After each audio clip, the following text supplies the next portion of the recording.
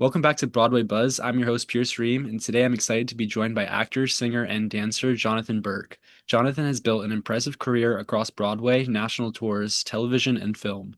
His Broadway credits include The Inheritance, Choir Boy, Tuck Everlasting, and he's currently starring as Mungojerrie in Cats, the Jellicle Ball.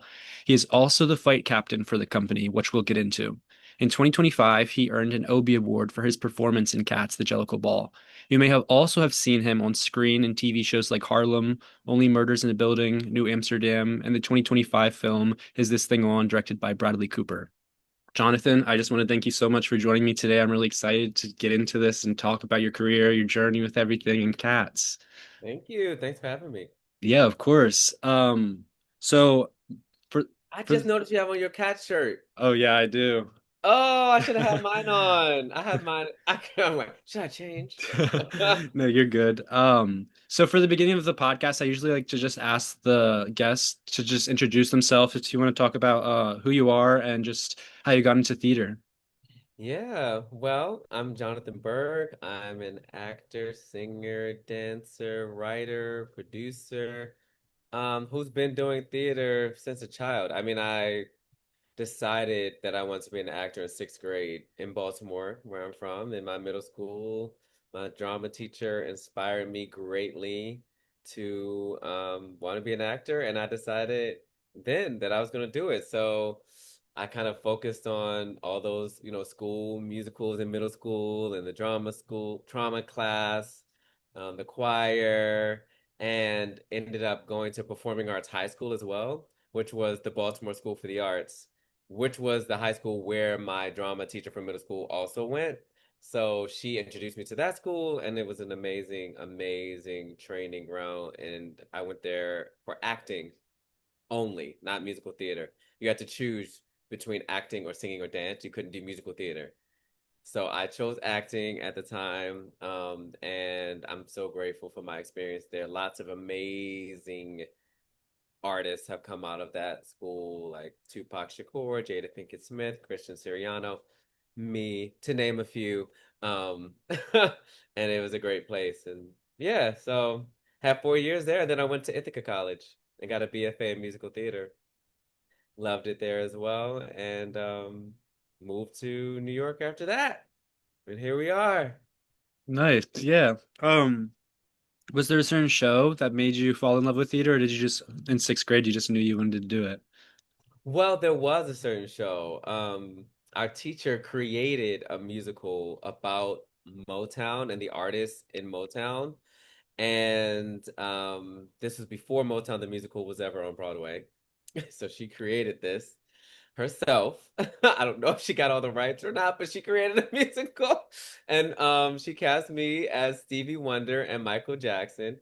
And so I was singing My Sharia Moore in that show on the opening night, and the audience went crazy when I first came out. And by the end, it was a standing ovation. And it was that way every night. And that's when I was like, well, I can get used to this. Sign me up to be an actor. Yeah. And also, So, and she actually introduced me to Cats. She showed me the VHS, all of us in our music class, the VHS of Cats, and she would show different musicals. And that was one of them. And that was the first time I ever saw that. And I was enamored and obsessed with it to the point where I had my mother get the VHS for our house so that I could watch it at home as much as I wanted to as well. And I did. wow, yeah, that's awesome. That's like a full circle moment. Yeah. Speaking of cats, you played Mungo Jerry on the national tour in 2008. What do you remember about that experience? Oh, well, that was fantastic because it was immediately following graduating Ithaca College. So I actually got cast in that tour during my senior year of college when we came to New York to do something called field studies, in which we audition for agents and managers and casting directors and basically present the senior class to the industry. And I auditioned for Cats at that time and I booked it. And so I had a job immediately post graduation, which was an amazing blessing. And I went out on that tour for I think 10 months probably. And it was such an amazing training ground for a young artist. I recommend, young artists to go on tour if they can, because you get to really hone your craft in a professional, truly professional environment while also seeing the country and getting paid to do it. And once I did that, I was like, oh, I can do any show now. It was so hard because you're traveling and your body and it was so much dance, in the original Cats. And I met my best friend there, who's still my best friend to today. So it was an unforgettable, truly life-changing experience for me. I loved it. Yeah. Has your character work or approach towards the character changed in any ways for this version of Cats versus when you originally did it in 2008? Yeah, I would say so. Well, first of all, we're not cats in this version, we're human beings. So the physicality for one is a big different thing. So I had to, translate the characteristics of Mungojerrie as this mischievous kitten, troublemaker, silly, immature kitten in the original Cats to what would that look like as a human in ballroom, a queer black person who walks the categories of tag team performance, which incorporates Vogue Femme performance, runway, and realness. Those are the categories that my character walks in Cast the Jellicle Ball. So I just started to think about, well, how does that translate to a human being? And I just thought, well, who is the person that's at a ball that's like always causing trouble? Why are they doing that? Maybe they think that they're better than everybody else. Maybe they think they can do anything they want to do. They're immature, so they might, tease other contestants or, you know, and he's like sly and slick, but I translate that to him being more seductive, sensual. He walks Vogue Femme, so there's a femininity as well that I wanted to bring to him. And just being loud and like saying things at the wrong time, but also thinking that they know everything and just stirring up the pot at the ball. That's how it translated in our version. And it's so much fun to do. Yeah, it's a great time to just sit there and watch. It's really special. Your chemistry with Dava, who plays Rumpleteazer, is so fun to watch. How did you guys build that friendship and trust so it just seems so natural on stage? Oh, I love her so much. It was honestly immediate. We met each other the first rehearsal of the off-Broadway run at PAC NYC.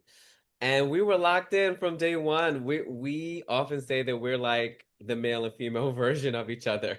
Like we have so many similarities. The way that we think, the way that we work and craft and rehearse and perform, we're just in such alignment about so much. It just came so naturally. But we also helped each other a lot. We shared our different knowledges about things with each other because she comes from the dance concert world and ballroom. Those are her experiences with performance, dance strictly, and ballroom. Whereas I come from theater and acting and musical theater. And so we both had a lot to learn from each other throughout that. And we rubbed off in each other in many ways. So she would help me with the voguing, I would help her with the acting. And we kind of created this, thing together that works so beautifully. And I just have so much fun every night with her, and she's now like a lifelong friend for me, sister, really. Oh, yeah, that's really sweet. Um, you're the fight captain for Cats. Do you want to talk about what it means to be a fight captain and what you do? Yes, yeah. So there's some fight choreography in the show. A fight choreographer will come to a show if there's anything like a slap or a fall or a punch, any physical connection between actors in the scene. And so they have someone that will choreograph that so that you're not actually punching or smacking someone. And there's safe ways to do this. And there's a whole training program, to learn how to be a fight captain. I actually got certified in unarmed stage combat. It's in London when I studied abroad with Ithaca College there. And so I was chosen as the fight captain for this production.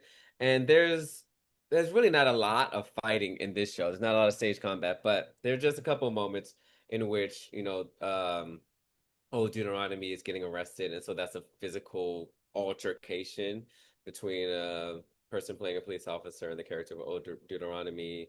And then Grisabella has a fall at one point. So just work with the fight captain, I mean the fight choreographer, to ensure that the actors are doing this safely, and each night that they're executing it, in the safest way possible. And sometimes you have before the show a fight call in which you just go over that movement just to make sure that everyone's still doing it in the proper way, the safest way. And then you do it each night, give them notes if there's something that needs to be adjusted, and try it again the next day. But it's been great. It's something I enjoy. I've done it for other shows because I'm such a physical actor too. And I dance as well. I think it really makes sense for me to do this type of work.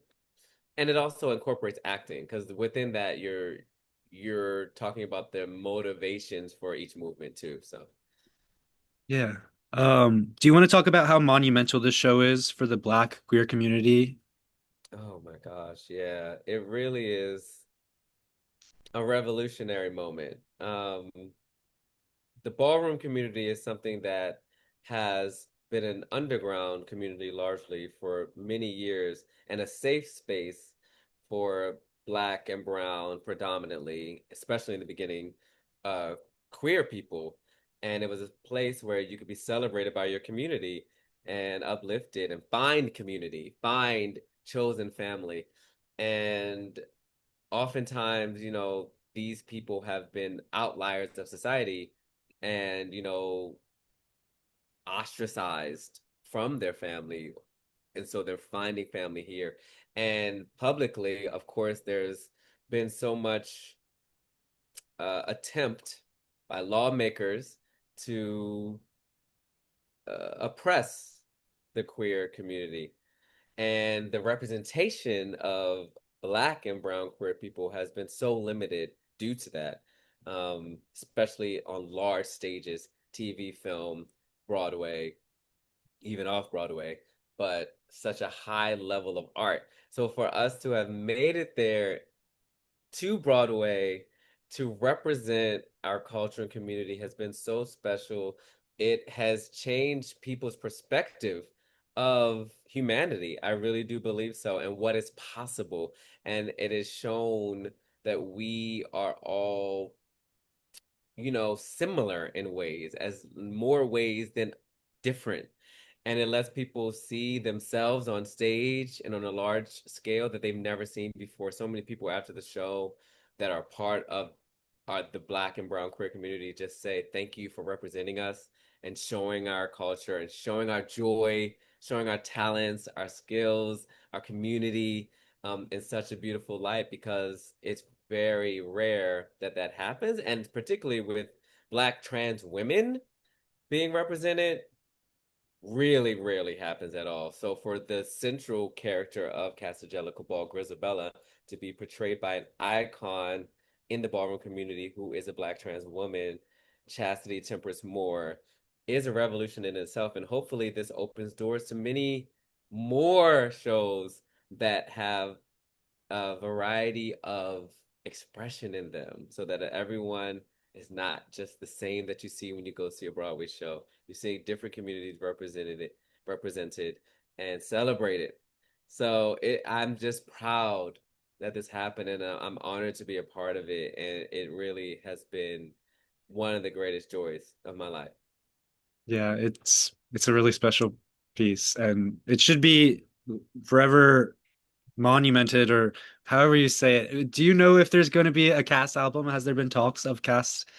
There have been talks, but there's nothing set in stone yet. Hopefully that happens. We're working on it. I'm not sure if you were aware, but yesterday they announced that our closing date will be August 8th, 2026. So that's gonna happen, but hopefully we get in the cast album before that happens, or shortly thereafter, in the near future, so that people who aren't able to come to New York and see the show can still experience it audibly at some point because it is the original Cats music, which is really cool. That's what's actually great about it. We really didn't change a lot of the music, particularly not the lyrics, but it's added ballroom beats on top of some of the music. And then some of the vocal stylings of the performances are, altered and made new and made fresh by new choices that we've made. Like Mungojerrie and Rumpleteazer are now from New Jersey. So we have these New Jersey accents and different things like that that make this a unique experience. And the fact that you have these black and brown queer voices singing them just brings a different meaning to a lot of the lyrics, the sound, the timbre and tones of the voices has a whole fresh perspective on the musical. So I hope that cast recording comes out so that everyone can experience it. Yeah, it better. I saw there was a petition people are like posting around trying to get more Oh people to yeah. sign. Well, Yeah. sign it. I Yeah, didn't know exactly. there was one. Sign it. Yeah, I just got sent on Instagram yesterday. Someone DM'd me like the petition and it's like Oh, being great. reposted on stories and stuff. Okay. Um, Another question about Mungo, Jerry, and Rumpleteazer. Do you guys know who the guest judges are before the show, or are you guys just as surprised as the audience is every night? Well, we can find out who they are typically the day of when we get to the theater. So they'll have it on a sheet, but it's a hidden sheet because some people don't want to know, and some people do want to know, like before the show starts, who it's going to be. I always like to know. It's actually part of the ritual with my dressing room mate, Monkey Strap, who is played by Dudney Joseph Jr., and he's the MC. His character is the MC for the night. And so he has to introduce the guest judges. So he always has to look at it in order to get their names and their credits. And we often will try to figure out what's the best way to introduce them. Like, well, okay, we're going to say this about this person, this or that. We'll collaborate on that. Um, and it's a fun part of our pre-show ritual. So no, some people don't know, but I always know the day of, though. I really don't know until the day of, and it's different guests, judges every performance, so you never know who it's going to be, and that's kind of fun. I love that. Yeah, it's cool. You get to like perform literally for a different person every night, like a person that you look up to. It's really cool. Yeah, and meet them afterward and take pictures. Yeah. Yeah, it's great memory. And then they get to compliment you, the people that you look up to, and then they get to see, yeah, that's really cool. Do you want to talk about what it was like to transfer Cats from off Broadway to Broadway? Oh yeah. Well, we did it off Broadway in 2024. Um, but that wasn't even the beginning of the journey because we had done workshops prior to that in 2023. And I think there may have even been one in 2022, possibly at the end of the year. I wasn't a part of that one because I wasn't a part of the very first even inception of an idea of exploring what Cast the Jellicle Ball could be before they even knew what they were going to do with it. I was not there for that very first one, but later I was when it was a little bit more solidified, but we still were figuring it out because it was just all new. We just had to figure out how to make everything make sense and fit into this new lens and this new world. So that downtown run was incredible. I mean, it was truly unlike anything anyone had ever seen. It was completely new to everyone. No one knew what to expect. There weren't, that many commercials or, posters around the city. It was like this kind of thing. If you know, you know, word of mouth. There was some online presence, of course, about it, but it wasn't how it is when we transferred to Broadway, but it was such a hit. People loved it, sold out run. And so eventually we found out that it would transfer into Broadway. We didn't know for sure, whether that would happen. It's so hard to get anything on Broadway these days.